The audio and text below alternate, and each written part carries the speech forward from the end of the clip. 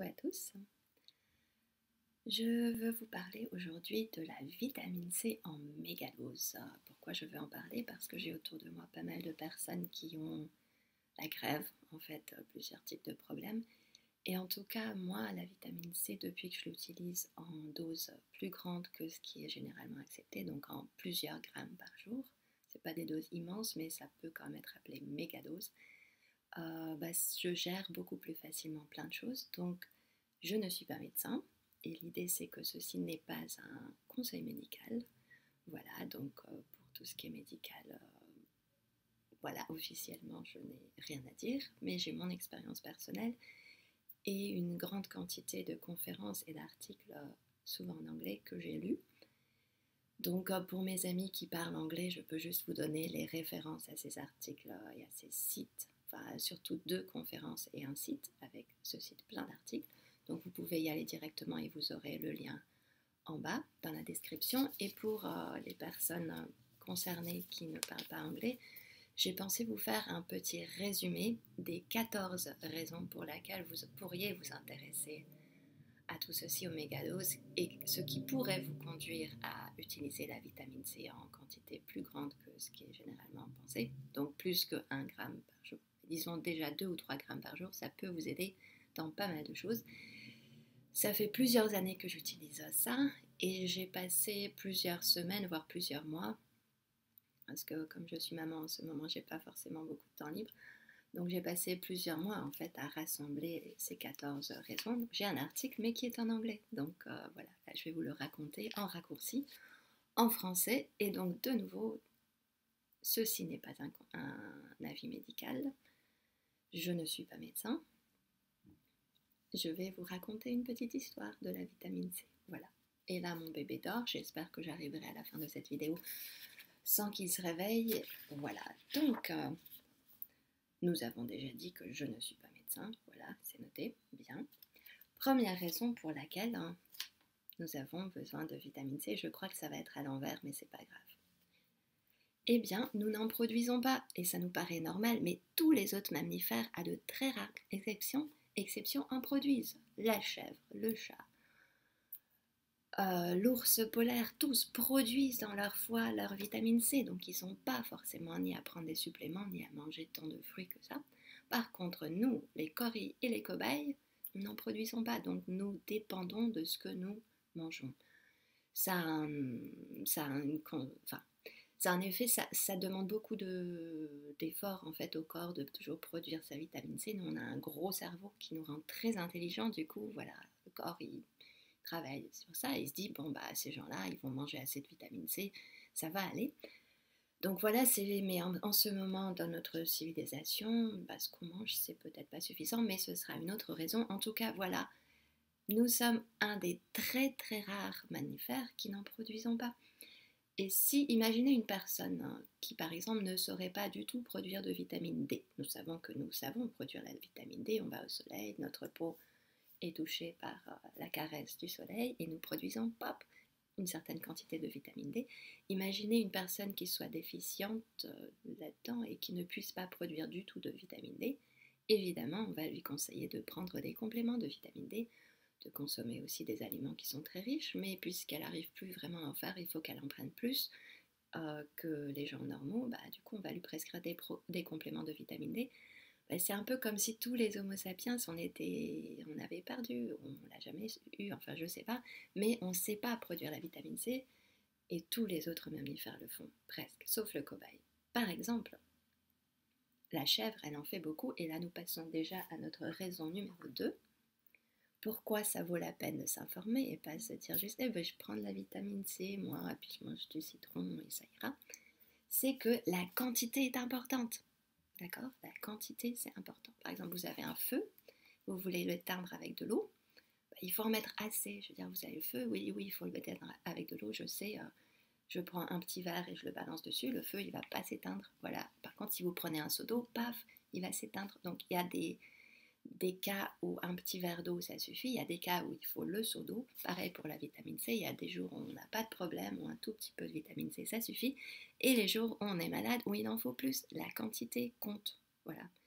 Une chèvre une chèvre qui est très rarement malade, quand elle va pas bien, et figurez-vous, elle fait 1,4 g de vitamine C par kilogramme de poids de masse corporelle. Ça veut dire qu'une chèvre de 60 kg, écoutez bien, elle fait 60 fois 1,4, ce qui fait 84 grammes de vitamine C par jour dans son foie. Elle le fait toute seule, voilà, elle se le fait, elle se le consomme.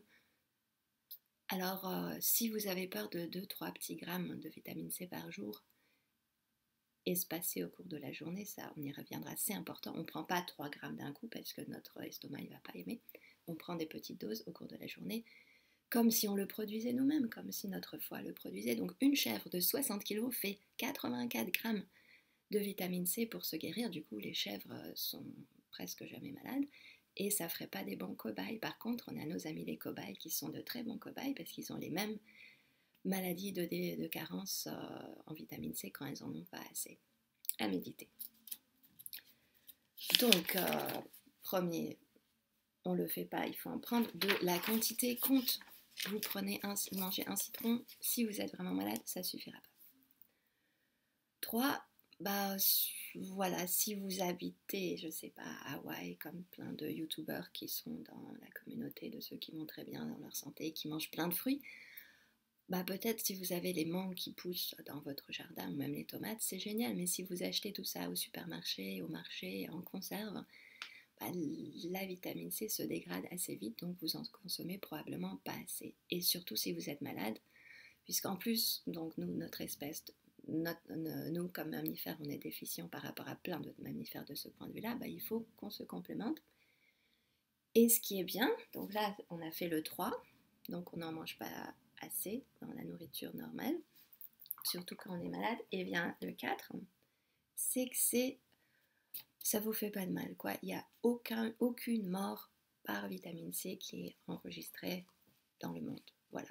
Alors, d'un côté, comme je l'ai déjà dit, mais du coup je vais répéter de temps en temps, l'idée c'est pas d'en prendre plusieurs grammes d'un coup par votre bouche parce qu'en fait votre estomac ne sait pas en traiter beaucoup d'un coup. Mais si vous en prenez même 1 gramme toutes les demi-heures, toutes les heures, il y a plein de grammes qui peuvent disparaître sans que ça perturbe votre estomac. Voilà. Et surtout donc aucune mort, aucun incident grave de trop plein de vitamine C. Ce que ça peut vous faire, si vous vous trompez, vous en prenez plein d'un coup, vous aurez une diarrhée, parce que il faut un peu de temps pour digérer les petites quantités. Et puis au début, moi quand j'en prenais le soir, ça m'empêchait un peu de dormir, comme de prendre le café le soir. Maintenant, ça ne me fait plus le même effet, mais éventuellement, si vous en prenez trop le soir, ça peut vous garder réveillé. Et en fait, il y en a qui disent que ça peut causer des calculs de reins, mais en fait, les calculs rénaux. Mais là, vous verrez Andrew Sow, dont j'ai mis le lien en bas, il a enseigné l'histoire de la médecine et notamment l'histoire des recherches sur la vitamine C dans des écoles. C'est quelque chose qui a été largement étudié depuis les années 1930 et il n'y a eu pas de problème de calcul rénaux. Donc il semble que c'est quelque chose, c'est un peu comme quand j'étais petite, on disait qu'il fallait manger beaucoup d'épinards parce qu'il y avait beaucoup de fer dedans, et même on a fait toute l'histoire de Popeye qui mange des épinards parce qu'il y a plein de fer dedans, et en fait il s'est avéré que c'était une erreur. Ces choses-là arrivent. En tout cas, voilà, renseignez-vous. Donc de nouveau, je me dis, je vous raconte ce que je fais, je vous raconte les pistes que vous pouvez suivre pour étudier tout ça par vous-même. Voilà, il faut forcément se renseigner avant de prendre des décisions médicales et s'en référer à un médecin. Donc, numéro 5, quand on parle de médecin, donc la raison numéro 5 pour la peine, ça vaut la peine de vous y intéresser, c'est qu'il y a une énorme littérature là-dessus. C'est génial. Le temps est le meilleur juge, n'est-ce pas? Et ça fait depuis les années 1930 que les médecins utilisent la vitamine C en grande quantité dans des environnements tout à fait de médecine occidentale. Il y a le professeur Klenner, Cathcart, Abraham Hofer, qui ont été les grands pionniers du traitement de diverses maladies avec de la vitamine C. Et par exemple, à un moment, on parlait de rhume de 50 grammes. Ça, c'était une grippe de 50 grammes. Ça, c'est une grippe qui a pu être guérie avec 50 grammes de vitamine C. Donc, une grippe de 70 grammes, c'est quelque chose de plus fort. Et vous allez faire peut-être, oulala, qu'est-ce que c'est beaucoup ces chiffres, mais prenez la chèvre de 60 kilos qui fait 84 grammes de vitamine C par jour et qui la digère très bien. Voilà, enfin, moi je fais un peu plus de 60 kilos, je ne sais pas vous, mais voilà. En tout cas, même 10 grammes par jour, ça peut beaucoup vous aider. D'ailleurs, j'avoue que moi, je pense que j'ai jamais pris plus que ça, parce que généralement, ça suffisait. Donc, là, je suis un peu partie dans tous les sens, mais en tout cas, raison numéro 5 de vous y intéresser, c'est qu'il y a vraiment une recherche sérieuse derrière, et vous avez en bas le lien du site Doctor Yourself de Andrew Soule, où vous avez plein de protocoles, d'articles de médecins qui travaillent dans les hôpitaux qui ont décrit ce qu'ils faisaient, donc c'est pas quelque chose comme ça de pris dans l'air. Voilà. Alors, la 6e raison pour laquelle il est très important de vous informer, c'est que par contre, évidemment, quand vous tombez là-dessus et qu'on vous dit que la vitamine C, ça aide, c'est génial pour la grippe, pour aider tout type d'infection, contre les bactéries qui vous attaquent méchamment, contre les virus qui vous attaquent méchamment, contre les champignons. On va dire, mais c'est n'importe quoi, quoi. Voilà, c'est comme les Anglais, too good to be true. Donc c'est pour ça qu'il faut vous renseigner, parce que si vous vous arrêtez là, vous allez dire non, c'est n'importe quoi. Voilà, donc il faut savoir comment le prendre si on veut le prendre. C'est pas très compliqué, mais il faut un peu d'apprentissage. Et il faut se renseigner un peu et pas croire ça au premier abord, parce que si je vous dis que ça a plein de choses et ça aide pendant la grossesse, pendant la lactation, ça aide à ce que la fabrication de collagène pour qu'on ait moins de vergetures ou pas de vergetures pendant la grossesse. Voilà, vous allez me dire, c'est trop, ça aide même contre le processus pour guérir le cancer, donc en fait, ça booste le système immunitaire. Mais voilà, il faut vraiment se renseigner pour commencer à le prendre, voilà, avant de prendre quoi que ce soit, à consulter l'avis du médecin, enfin du vôtre ou de ces personnes, de ces médecins dont on peut lire les articles. Alors, on en est au numéro 7. Donc pourquoi, il y a plusieurs raisons pourquoi la vitamine C peut résoudre plein de problèmes. Alors ça, c'est Andrew Soule qui dit « The reason why a nutrient can cure so many… » Bon, je vous passerai là, c'est un peu plus long, mais donc la raison pour laquelle un aliment, enfin un micronutriment peut guérir tellement de problèmes et de maladies différentes, c'est parce que le manque de ce microaliment, de cette vitamine, peut créer tellement de maladies à cause du manque. Voilà, donc par exemple, si vous êtes déshydraté, ça peut se manifester de différentes façons. Vous buvez de l'eau et tout de suite, l'eau guérira tous les symptômes de la déshydratation qui peuvent être multiples, maux de tête, je sais pas, peau sèche, voilà, l'eau fait tout ça. Comment c'est possible? Le manque d'eau crée un grand nombre de problèmes. Le manque de vitamine C, vous le savez, c'est la scorbut. C'est le manque drastique de vitamine C, mais ça cause la mort. Voilà. Ça, il y avait vous vous souvenez des histoires, vous avez dû apprendre ça à l'école, que quand Christophe Colomb partait découvrir les Indes et qu'il a découvert les Amériques, les gens ils partaient en bateau, il y avait une maladie effroyable, le scorbut, les gens, je ne vous décrirai pas tous les détails, mais ils mouraient, quoi. C'était des gaillards en bonne forme, et ils mouraient. Et si quelqu'un à l'époque était venu leur dire, écoutez, une petite cuillerée de jus de citron le matin, ça vous fera du bien, vous ne mourrez pas, je sais pas, on l'aurait peut-être pendu. Enfin, ça paraît ridicule qu'un petit truc comme ça puisse faire tant de bien au corps, mais par contre, c'est ce qui marchait. Et donc il y avait la scorbut.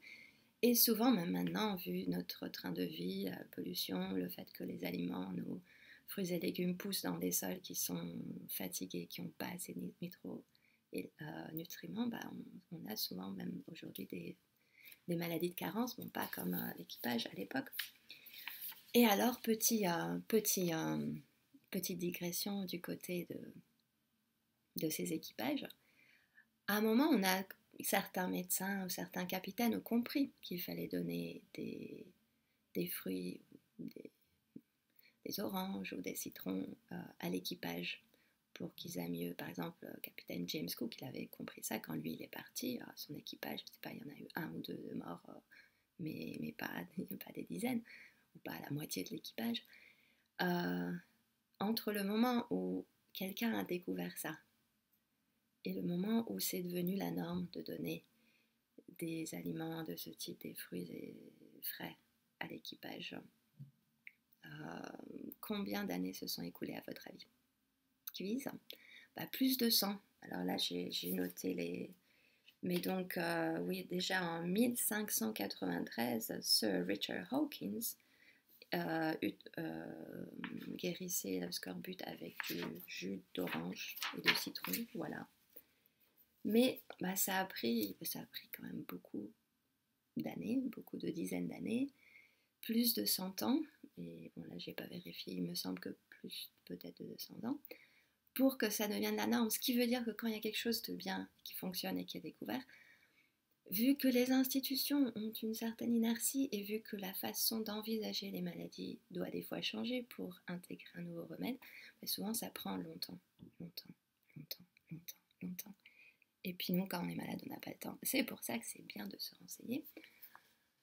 Voilà, mais de trouver des sources sûres. Donc là, je vous propose des sources qui me semblent sûres. Donc les 2 conférences, Susan Humphries, Andrew Soul en anglais, et le site d'Andrew Soul, Doctor Yourself, où vous avez plein d'articles. Donc et là, je vais aller vite pour terminer avant 20 minutes, parce que je ne sais pas si YouTube me laisse mettre une vidéo de plus de 20 minutes. Mais donc on en était à 7. Donc la vitamine C va résoudre tous les problèmes liés à la carence de vitamine C qui peut être, ces choses-là peuvent être multiples parce qu'en général la vitamine C est raison 8 de vous y intéresser, un super antioxydant. Ça veut dire qu'elle est prête à offrir un électron. Un électron c'est électrique, donc là vous avez elle offre comme ça et sans en prendre, parce que vous savez qu'en général quand vous avez une molécule qui perd un électron, elle a envie d'en prendre ailleurs, et c'est pour ça que l'oxydation c'est parce qu'elle ça va être un jeu de chaises musicales, chacun on lui prend un électron, il va essayer d'en prendre ailleurs, alors que la vitamine C elle arrive et elle a des électrons, je crois que même 2, puis en tout cas elle en a au moins un à offrir comme ça gentiment pour le corps pour qu'il l'utilise, et elle n'en demande pas, et après elle se transforme en quelque chose qui est éliminé rapidement et elle s'en va, bye bye. Donc la vitamine C comme ça, et par exemple quand vous vous blessez, il y a tous les globules blancs qui arrivent. Que sont les globules blancs? Saviez-vous qu'à l'intérieur d'un globule blanc, la concentration de vitamine C est 100 fois supérieure à celui qu'on trouve dans le sang, dans le sérum sanguin? C'est génial. Donc il semble que même le corps, les globules blancs, ils sont là aussi pour transporter au plus vite quand il y a un problème la vitamine C dans les endroits chauds. Sauf que si vous n'avez pas assez de vitamine C, c'est galère pour le corps. Ça booste l'immunité, c'est bien. Alors ce qui est aussi absolument génial avec la vitamine C, parce que vous allez me demander, d'accord, bon peut-être, mais comment savoir combien en prendre? Est-ce que c'est risqué? Alors d'un, c'est pas risqué. Et deux, ce qui est génial, c'est que le corps vous dit combien il en a besoin. Parce que l'idée, donc, c'est de prendre en petite dose, par exemple de 1 gramme pour des adultes, pour des tout petits, ça peut être 1/3 de gramme. Vous les prenez par exemple toutes les heures, et quand le corps en aura assez, du coup, c'est à ce moment-là que votre estomac va un petit peu ballonner. Et si vous en avez pris trop d'un coup et que vous sentez, ça, en fait, du coup, vous faites caca, voilà, désolé, on parle de choses comme ça, mais comme ça, c'est pas très liquide, donc c'est pas la diarrhée, mais c'est flasque comme ça, et boum, ça sort, et souvent après, vous sentez mieux. Ça veut dire que ce jour-là, voilà, vous en aurez pris assez. Donc ça, c'est ce que les médecins appellent de bowel tolerance limit, donc la limite de tolérance de l'estomac. Et du coup, je vais quand même continuer parce que du coup, ça fera une vidéo entière et on verra. J'espère que YouTube me laissera poster une vidéo de plus de 20 minutes. Oh, donc, bowel tolerance limit. Donc, on en est à combien? On en était à 9. Je n'ai même pas brandi mon 9. Donc, le 9, c'est ce qui est génial avec la vitamine C, c'est que vous pouvez demander à votre corps, vous la prenez et quand vous en avez assez, le corps vous signale subtilement par un gargouillement d'estomac, un petit caca comme ça qui sort légèrement. Si vous en avez trop pris, par une diarrhée un peu plus, mais bon, souvent c'est la première fois qu'on fait ça, ça fait diarrhée après. Donc vous en prenez petit à petit et quand votre corps en a assez, vous observez et là vous arrêtez et vous savez que pour aujourd'hui, j'en ai eu assez. Ou si vous êtes très malade, vous en prenez le matin, je ne sais pas, vous avez ce que Susan Humphries appelle le low stool, donc le caca qui sort comme ça facilement. Et puis peut-être, enfin voilà, si vous êtes malade, vous pouvez peut-être recommencer en soirée et aller de nouveau jusqu'à votre limite. Mais en général, une fois par jour, ça suffit. Et puis, donc ça, c'est si vous êtes malade, vous pouvez ainsi voir jusqu'où vous pouvez aller. Et peut-être un jour où vous allez bien, il n'y a aucun problème, vous prenez un demi-gramme par-ci par-là, et peut-être qu'au bout de 4 grammes, déjà, votre estomac va gargouiller. Et peut-être qu'un jour, vous êtes sorti, vous avez pris froid, vous sentez que vous allez tomber malade, vous commencez à en prendre, et peut-être que même 5, 6, 7, 10 grammes vont disparaître avant que vous ayez ce blut de libération. Et bon, si vous faites vos essais, alors lié à cela, je pense que c'est très important. Donc si vous pensez que ça vaut quelque chose, faites d'abord vos recherches, consultez des articles. Et si vous pensez que ça vaut la peine, testez d'abord sur vous-même. Alors peut-être d'abord un jour où vous allez bien, puis si jamais vous avez la chance d'être un petit peu malade, que vous pouvez tester. Et là, vous verrez ce que ça donne. Alors bon, une de mes premiers tests comme ça, avec des quantités plus grandes, on avait de la visite à la maison, et par contre, moi, j'avais pris un coup de froid. Je n'ai pas d'amygdale, ni dans le nez, ni dans la gorge, donc souvent, il y a une petite bactérie, un petit virus qui passe, je l'attrape tout de suite. Je passais plusieurs semaines par an à être plus ou moins malade pendant l'hiver. Et donc là, j'ai pris ça, et puis d'un côté, bon, ça s'est arrêté avant de commencer. Et puis, du coup, j'avais un peu exagéré. Donc, l'idée, c'est que la première fois que vous testerez sur vous-même, ne prévoyez pas de dîner romantique à la maison. Voilà, parce que peut-être que ça va embaumer. Mais c'est pas grave, c'est pour tester. Donc, raison 10. Donc, on en était raison 9. Donc, c'était ce qui est bien, c'est qu'on peut savoir, vous pouvez il y a cette limite de tolérance des boyaux, et vous pouvez savoir quelle est la quantité dont votre corps a eu besoin aujourd'hui, tant que vous prenez vos petites doses, par exemple 1 gramme toutes les heures ou même toutes les demi-heures, et que ça disparaît, c'est bien. Et si votre estomac gargouille, ça veut dire que votre corps vous dit bon, ça va pour aujourd'hui, on pourra commencer demain.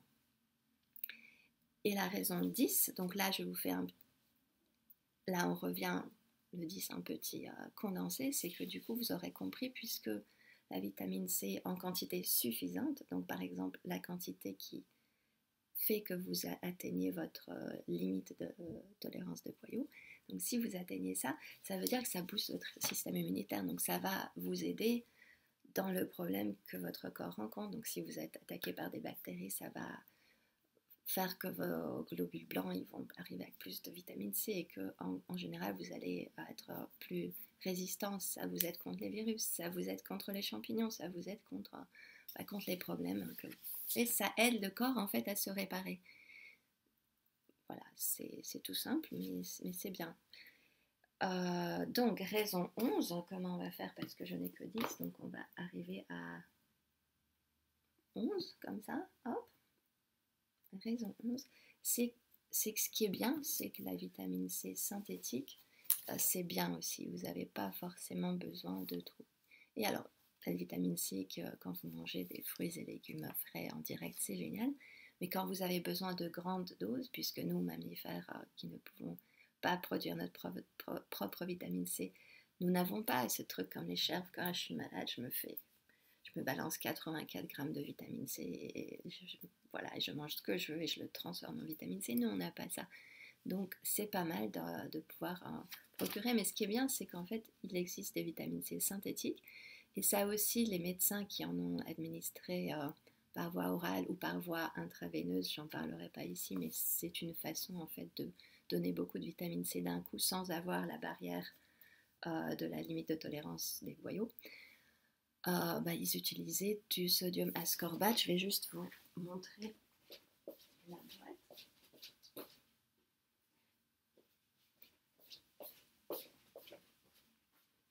Hop, qui sera à l'envers aussi, mais je vous mettrai le lien. Donc, voilà, en gros, par exemple, moi maintenant j'utilise ça que je commande sur internet. Malheureusement, dans les pharmacies françaises, j'ai pas trouvé de vitamine C à l'état pur. Alors, si là tout de suite vous voulez en acheter, enfin voilà, il y en a qui sont à croquer. Effervescente, je vois pas vraiment l'utilité. Je sais pas ce que c'est ce truc qu'ils mettent devant pour effervescent. Puis bon, si on peut en prendre plusieurs grammes, je pense que vous en avez qui sont à croquer. Voilà. Je crois que c'était UPSA que j'utilisais. Voilà, donc, mais sinon après l'idée c'est, alors bon, je vous montre ça parce que Susan Humphries, que je respecte beaucoup et dont j'ai lu livres, j'ai écouté conférences, articles, et bien elle recommandait ça, donc je ne reçois pas de pourcentage sur ce type de vitamine C, mais donc ça, et ça en fait ce qui est bien c'est du sodium ascorbate, là vous pouvez peut-être pas lire parce que ce sera peut-être à l'envers. La vitamine C absolument pure, c'est l'acide acétique, enfin bon, vous savez là, j'ai les termes en anglais dans la tête et du coup ça se mélange, mais donc le sodium ascorbate, c'est la vitamine C, on a mis du sodium, on a buffered, bufferé, je ne sais pas comment dire en français, du sodium, du coup c'est une forme en fait qui est très utilisée par le corps, et la version synthétique s'utilise bien, les Abraham Hoffer, Klenner, Cathcart, ils ont utilisé ça quand ils ont fait des grandes doses en oral ou en injection ou en intraveineuse pour guérir des maladies vraiment graves et quand il y a des choses, voilà, quand il y a un accident, des choses à faire, voilà, ils en donnaient en intraveineuse. Donc, et ça, c'est pas acide. Donc moi, au début, j'utilisais le sodium ascorbate, non, pardon, l'acide ascorbique. Oui, j'ai retrouvé le mot, l'acide ascorbique utilisé, mais en fait, moi, j'ai l'émail des dents très, donc je le mélangeais, je le buvais, voilà, c'était pas agréable. Donc ça, c'est légèrement salé. Voilà, on le mélange à n'importe quoi. Du coup, on peut même le donner à des bébés en le mettant dans quelque chose d'un peu sucré. Enfin, c'est super. C'est ce que j'utilise. Et donc, voilà, ce qui est bien, c'est que vous avez ça. Donc, le 11, c'est que la synthétique marche bien. Bon, la raison 12, on n'est peut-être pas obligé d'aller aussi loin maintenant. Je vous dis juste que s'il y a un cancer, vu que, enfin, mention spéciale pour le cancer, puisque ça booste le système immunitaire. Par exemple, quelqu'un en chimio qui prendra pas mal de vitamine C pourra avoir beaucoup d'effets secondaires de moins, et même un petit cancer pris au début peut être beaucoup aidé. Alors là, voilà, si c'est beaucoup trop pour vous, vous oubliez, mais voilà, ça booste le système immunitaire, donc pour n'importe quel type de problème qu'on peut avoir, ça peut aider. Mais de nouveau, je ne suis pas médecin, et là-dessus, j'ai pas beaucoup d'expérience personnelle non plus. Donc voilà. Et raison 13, mais donc ça, c'est des pistes que je lance. Voilà, et tant qu'à faire, je vous donne toutes les raisons que j'ai rassemblées ici dans cet article. Raison 13 pour laquelle c'est très utile que vous vous intéressiez, c'est que votre médecin, il va généralement pas connaître. Pourquoi? Il ne l'aura pas appris à l'école. Donc, et puis, disons, vous savez, chaque culture a une façon d'appréhender certains problèmes, et la médecine occidentale a cette manière d'appréhender le problème, que s'il y a un problème, la solution, ça doit être un médicament, et un médicament, ça doit pouvoir guérir un certain type de maladie, peut-être des choses un peu limitrophes, mais pas un truc qui guérisse plein de choses. Alors comme vous l'aurez déjà compris, l'idée c'est que, en fait, déjà une carence de quelque chose, d'une vitamine aussi importante que la vitamine C, cause plein de problèmes. Donc la vitamine C, déjà même en petite dose, même si vous prenez juste 1 gramme par jour, voilà, ça va vous aider si vous n'en prenez pas pour le moment. Et en fait, ça booste le système immunitaire. Donc après, en fait, c'est pas le médicament qui fait le boulot, c'est le corps. Donc l'idée, c'est de renforcer le corps pour qu'il fasse le boulot. Alors que la médecine occidentale, généralement, ce qu'on enseigne, c'est qu'il faut donner le médicament qui, lui, va faire le boulot pour résoudre le problème. Donc c'est pour ça que voir la vitamine C puisse être aussi utile, voilà, c'est pas vraiment enseigné, du coup le médecin ne connaît pas. Et 14e raison, et là je vais m'arrêter, c'est que vous avez des références, vous avez 2 conférences en bas, celui de Susan Humphries et de Andrew Saul, un site, et maintenant c'est à vous. Guérissez, portez-vous bien, bonne santé, bon courage. Ciao.